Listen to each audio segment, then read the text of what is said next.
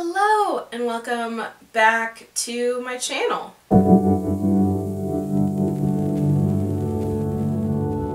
Hi, if you're new here, my name is Jessie and I do bullet journal, lifestyle, and bookish content here on YouTube. And today we are doing the famous mid-year book freakout tag. And I am so excited. So grab yourself a beverage, a snack, and let's dive right in. The best book I've read so far in 2022. I mean, I've watched videos like these tag videos, and why is the first question always the toughest? I'm just gonna be basic and go with House of Sky and Breath by Sarah J. Maas. Okay, I think I say this in every single video, but I do have to preface. Does Sarah J. Maas have a lot of plot holes? Yes. Is it the best writing? No. But I will say one thing that she does very, very well is planning plot lines and thought processes for characters like way in the future amazingly well. Just the story as a whole and what she tries to do in her books, it's super entertaining. It's like a compulsory read, like you just can't put it down. I very much enjoyed this book. The ending threw me for a loop. So am I excited for the third book to see where it goes? Yes. And I'm hoping, like fingers crossed, I am hoping that where the story continues to go is a positive and not a negative. In the sense that, am I super excited for a crossover? Yeah. But I don't want it to turn into another ACOTAR book. Like, we have a whole slew of books that deal with those characters and spin-offs and like A Court of Silver Flames. Like, we're getting individual stories from them, and I don't want them to be the center of attention in this book or in this series because we already have so many. Like, I really enjoy the characters and their development thus far, where each of them are going as individuals and their group as a whole. I just hope that it doesn't turn into another ACOTAR book. So, but this book in general was really, really good. I think that Sarah J. Maas doesn't do the best at writing steamy scenes by far. You know, it is what it is. They are entertaining, they're fun, they're fast reads, they're quite intricate. Our main characters are always planning multiple things at once, and there's always connections made that you're like, oh my gosh, okay, that's where that came from. And those moments are what make me love Sarah J. Maas books so much. But a little bit about the first book as I'm rambling on about it. We follow Bryce Quinlan, who is a demi-fae, half human, and her best friend is murdered. They catch the killer, but we find out that that may have not been the killer. And we follow Bryce's journey as she unlocks what actually happened to her friends. The most vague but concise way to put these books as possible. Question 2 is the best sequel you've read thus far. Sodius by Kate Stewart. If you have read this trilogy, if you know moment, I found this trilogy on TikTok. I listened to it on Audible. I fell in love and I bought it physically to read so I could annotate it. They're all beautiful.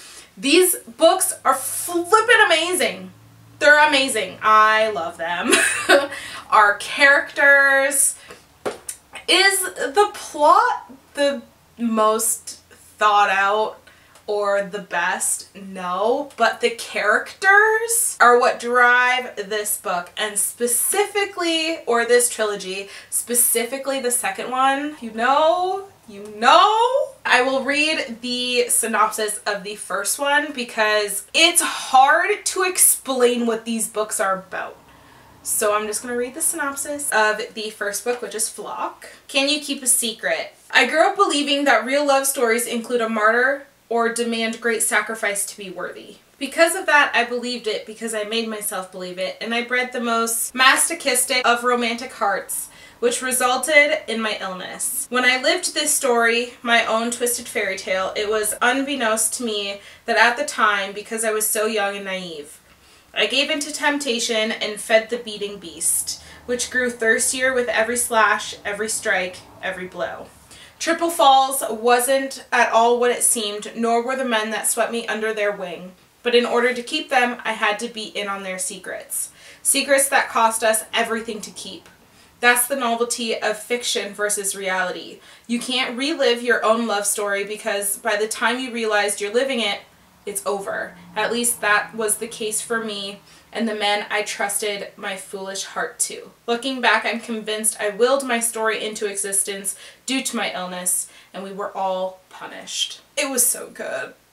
The whole thing was so good. Question number 3 is a new release you haven't read yet but want to. For me, I'm gonna go with, I'll put up a photo, Gallows Bridge, which is the fifth book in the Harley Quinn series by Caroline Peckham and Susan Valtini. The first book is The Sinner's Playground, which is a reverse harem enemies to lovers book. This is not sponsored, but you can read them all free from Kindle Unlimited. I have a love-hate relationship with this series.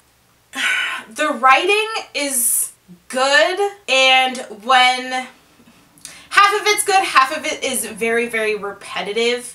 The way things are explained is great. The plot is super great as well, but it's just the execution just falls flat. We follow Rogue, who is with this boyfriend.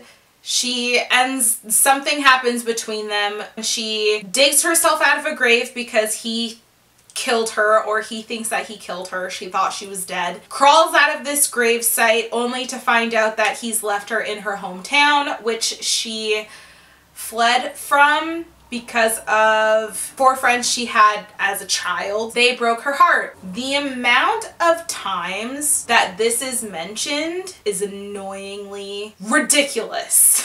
It just makes me so upset thinking about it. And it is kind of that way throughout the whole series. But the story itself is so good. The amount of times Rogue calls them her boys, or that she mentions that they broke her heart. We have, what's his name? Fox, who is super possessive to the point where it's like obsessive and super annoying and like aggressively annoying. Then we have JJ, who kind of loves her the most. In a healthy way, I guess you could say. And then we have Chase, who is an asshole to her like for the first book. Then we have Maverick, who kind of also was betrayed by the trio, I guess. He has his own gang. He's a little psycho. The whole time there's argument upon argument, rehashing old shit, and like, okay, we get it. You loved them, they love you, something happened between you, you left, it's 10 years later, and yeah, you can still hold resentment, but like, do you need to say it every single time you're in a room together?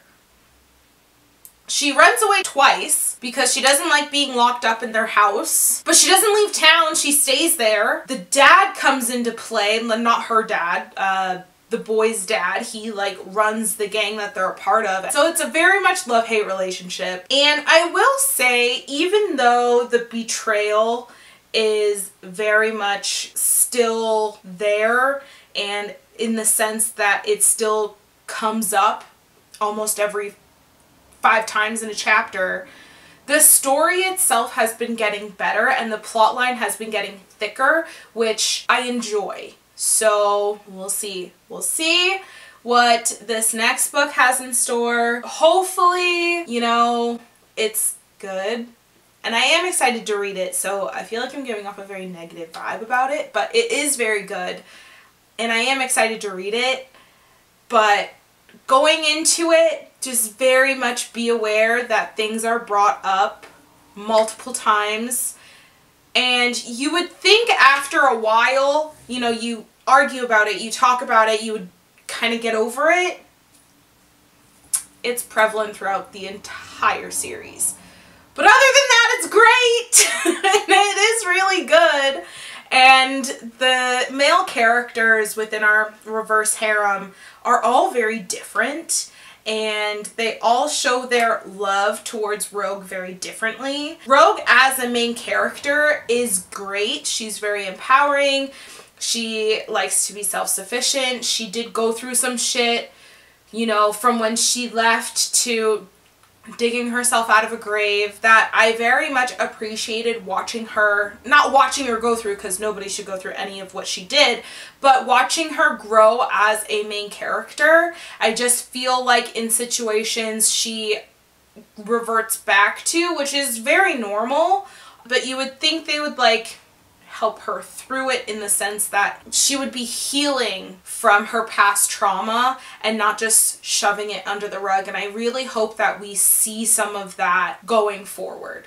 Number 4, most anticipated release for the second half of the year. I have a few of these. The first one I want to mention is Warped Minds by Elena Lawson. This is the, I want to say also the 4th or 5th book in the, what is it, the Crooked Crows series? I want to call it the Crooked Crows. Where also, reverse harem, we have our main character. She has lost her father. I believe he was murdered in the first book. We just get hints to that. And she is sent to live with her last known relative who can take care of her. And she is sent to this private school where she meets the crows. She has a dark past, so do they. They are part of a gang. It's just your typical reverse harem bully romance. The slight difference though is that our main character has a stalker who is very much obsessed with her, and the boys are trying to obviously bully her, haze her, humiliate her in their school atmosphere. Our stalker is trying to put a stop to them, but also is like very psychotic in the sense, don't give them your attention. I want your attention, but I also, like, she doesn't know who you are kind of thing. We see our characters really grow, and I think this is the first real like KU book that is a reverse bully harem, and our characters grow together as well as individually, and I feel like sometimes we get either or, which makes their group dynamic grow as well in a very healthy way, as healthy as you can when dealing in like normal KU gang situations. But yeah, it was super good. I'm so excited for Warped Minds. The second one I want to mention is Perfect Nature by Elizabeth Knight. Again, I have a love-hate relationship with this series. I very much love it, and I only hate it because our alphas just need to get over it. I know it's their nature to want and keep. I get that, but get over it at this point where like 2 books in, they are quite long. One of them is starting to get there. The other one is starting to understand he needs to do some shit, but like, come on, get over it.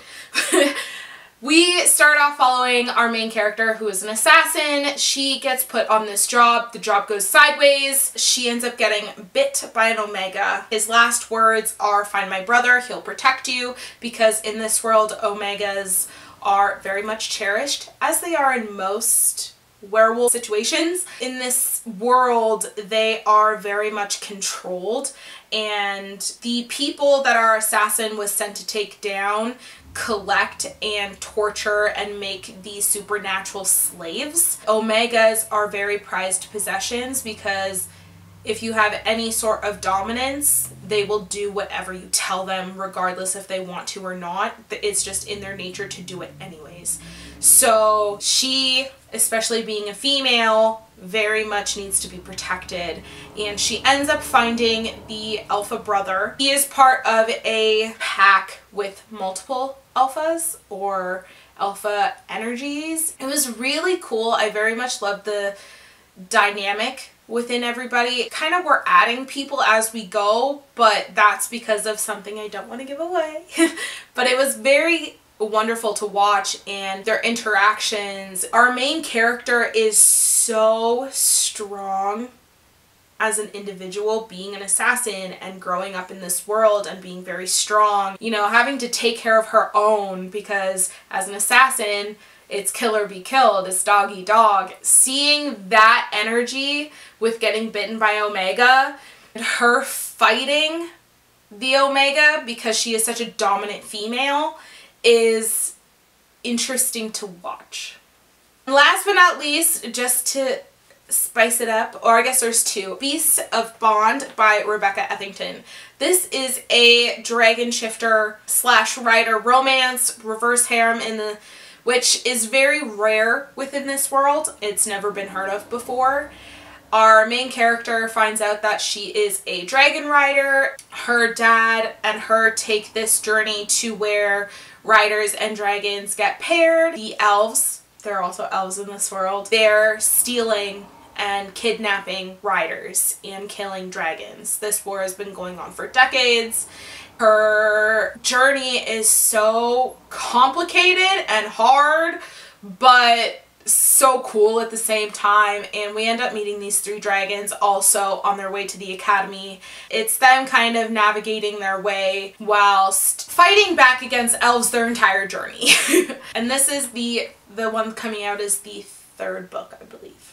And then last but not least is Soul Taken, which is book 14 of the Mercy Thompson series. I am super excited for this book. I've talked about Patricia Briggs as an author for so long. She is one of my diehard favorites. Her books are absolutely stunningly amazing. Her writing style is great. Her characters are great. And she's one of those authors where if someone is mentioned or someone kind of enters the story, they have a purpose, and you'll more than likely see them more than once. I really love that as a reader. I know we have side characters and they don't really mean anything, but every single person you kind of encounter has a purpose within the story, which is really great. And I'm super excited. So the first one is Moon Called, and we follow Mercy Thompson, who is a coyote shifter. She was raised by werewolves. She is a VW mechanic. She lives in a trailer next to a pack of werewolves. So we have Faye, werewolves, witches, vampires. She has a vampire best friend. We'll call him a best friend, and he's awesome. Stefan drives a Scooby-Doo van, which it sounds weird, but if you read it, I promise it'll make sense. In our first book, Mercy saves this kid from getting captured from these two werewolf shifters, and it just takes off from there. The stories, every book kind of, they never get boring. Like I said, we're on book 13 or 14 at this point, and every single book is gripping, and the story just keeps expanding in the best possible way to where, again, 13, 14, and I'm super stoked for the next book. Number 5, your biggest disappointment. Hands down, How to Shower with Your Boss / The Work Sucks short story trilogy by Shaylin Case. I read the synopsis of the first book, ended up reading all 3. The second and third are fantastic. The first book though, or novella, I hated. Hands down hated. I very much loved the idea and what she was trying to accomplish, but some of our characters are over the top, excessively sexist, and just mean, like straight up mean. There's a difference between doing that tastefully and just doing it, and she just did it. Like, our rival character, there is no class, there is no... My battery died. So yeah, there is no class, there's no subtlety, there's no... It's just straight up there in your face. I was very surprised and it made me uncomfortable reading it. So we first follow our main character, Eleanor, and we start off her story with her getting fired from her job, which sucks, to her walking in on her husband cheating on her, and he's like, hey, I didn't want you to find out this way, but like, here's all your stuff packed and like, leave. And she's like, oh, okay. What? The story was like not complete. Nope, we're continuing. And then Dylan, our asshole of an intern, steals, she gets a new job. Dylan, the intern, her co-worker, she does all this translation work. Her boss is a spy. She translates this something from something. He steals it and hands it in. She's like, oh well, that sucked. And like, he's super sexist. Probably don't know how to shoot a gun because you're a girl, and oh, you shouldn't do that. Like, bitch, please. It made me uncomfortable reading her interactions with Dylan. We also have a co-worker who likes Dylan, and she's like, hey, I get really bad vibes from him, just be careful. And she's like, you don't know him, you don't know what you're talking about, blah, blah, blah, blah, he's been through so much. And she's like, hey, like, I'm just trying to help you out as a friend, like, chillax.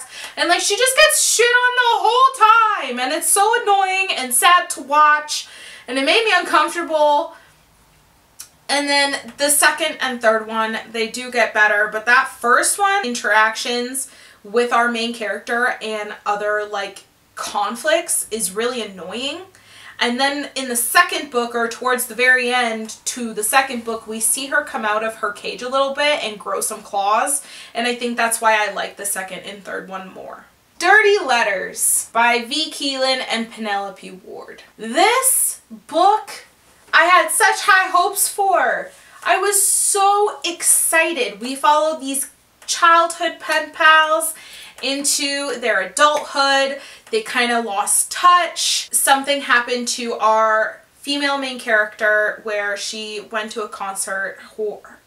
Her friend ended up getting murdered, and so she now has a fear of everything, really, going outside, doing stuff. So she has a therapist, and her therapist is like, well, maybe you should write to him, like, answer. So he was sending her letters, but as she was dealing with the trauma of losing her best friend and being in that type of situation at a concert, she stopped writing back. And so her therapist is like, well, reach out. So she does, and they exchange letters. Now that they're older, they're dirty or turn into dirty letters. And they end up taking a road trip, and the whole time, I get that she has trauma that she needs to work through. I understand that. But the entire book is her being afraid. They rekindle in person. He was super angry at her at the beginning, but now he understands why she wasn't returning his letters. They rekindle. Their relationship is quite good, but like, all of their interactions in this entire book is more so her being afraid to do stuff and not the romance. Like, we get a little spurt of her like, I'm gonna beat this, like, I want to go on a date, I want to come visit you, I want to do this, and then all of that ends. And it's like, come on, like, it was such a... And the ending was not good whatsoever. I was very let down and very disappointed. I thought Dirty Letters was going to be a 5-star read. I read the, reviews about this book, and they were like, oh, everything's good. I don't know. Not in my opinion. Okay, so the biggest surprise, I mean, hands down, I already had it out. Hands down, the ending of House of Sky and Breath. I'm not gonna say what it, oh, I guess I already did. I thought we going to hell to find Adis. Nope. The shock value of my face, I wish I caught that on camera. Biggest surprise Definitely House of Sky and Breath. I was not expecting that. Favorite new author, debut, or new to you? I wrote down a list of these because there are a few. Tate James, wonderful author. C.M. Staunch, I think that's how you say her last name. Amazing. I love her. Kate Stewart, my girl. Steph Maka, also really great. T.O. Smith writes the most wonderful MC novels ever. And then we have Holly Bloom, which she's also quite amazing. Newest fictional crush. I have no flippin' clue. I really love the twins from, I think I mentioned the newest one coming out, Perfect Nature. I forget what the actual series or trilogy, whatever it's going to be, is called, but the twins from that. Obviously Rune Dannon. I also very much love, I think that's it. Lies. This is editing Jessie from the future. There are so many men I could put on this list. There are so many women I could put on this list, but I have to add the brothers from the Ravenhood trilogy, as well as the trio from the Black Spades trilogy, and a few females can go on this list. How about Madison Kate, 80s? Tate James writes some amazing female leads. How about River from the Kings of Chaos? I believe that's the series name. There are so many. Back to scheduled programming. New favorite character? Oh, I'm not answering that. I have no idea. Book that made you cry? The entire Ravenhood trilogy, because I bawled my freaking eyeballs out. Book that made you happy? Oh my gosh, the Hot Jock series by Kendall Ryan. All of those are freaking great. I love them. And then the Savage Crows MC, the Texas Charter by T.O. Smith.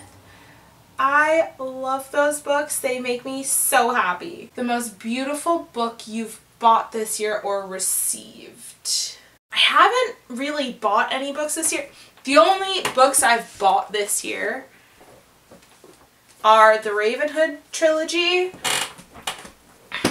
and I just had this out, War of Two Queens. These are the only books I've got this year, or bought this year, and I love all three of them actually.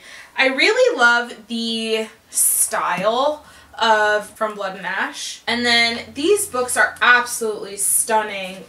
If you know me, I live in Northern Ontario, and I absolutely love being in nature, and all of these are so pretty. I love them. And last but not least, what books do you need to read by the end of the year? I do have a stack here of ones that I own. So I do need to read Shadow and Ember. I believe this is like a prequel series to A Blood and Ash. A piece of what I loved about it was hear a lot about the gods and goddesses and what happened beforehand and blah blah blah. So I believe what happens before Poppy and our slew of characters. Whatever happened beforehand with the gods is what propels all of this forward, like the whole series. So I'm excited to read a little bit more about them. Next is a book that I've had on probably every TBR this year, and I finally started to read it again, and that is Ember in the Ashes. I am making a vlog video for all three of these books, or for, I know there's 4 out, but I don't have A Sky Beyond the Storm yet. I only have the first 3, so maybe I'll pick up the 4th one and add it into that reading vlog, but I am super excited to finally get this off my TBR. And 3 more books and this video is over. Just hang with me.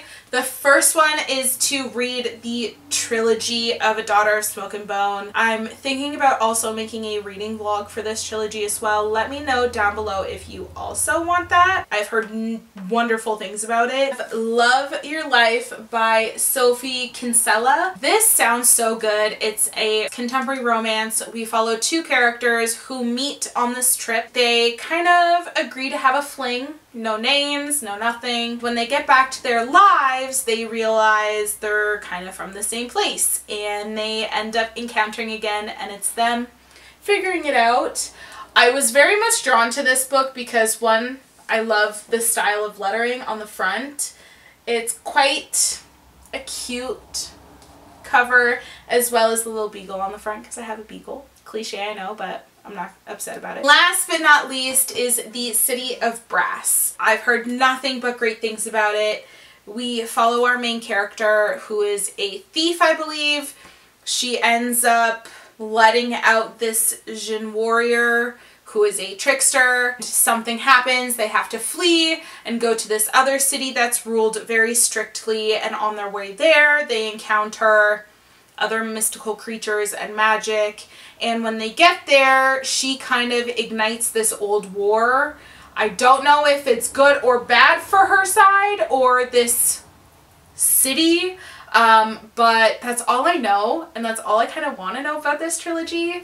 And I have the first and the third. Thought I was picking up the second, but I wasn't. So I have at least 2 books that I want to buy soon, which is, again, the 4th book in the Ember in the Ashes, and then the 2nd book in the Sky. So yeah, I'm excited. That, my friends, if you've stuck around, leave a blue emoji in the comments. Thank you so much for sticking around this long ass video. I'm excited. I'm happy with what I've read so far. My reading goal this year is 175 books. I am at 109. We are only in June. If you liked this video, please subscribe. If you want to, give this video a like. It helps me a ton, and I will see you in my next video. Bye guys.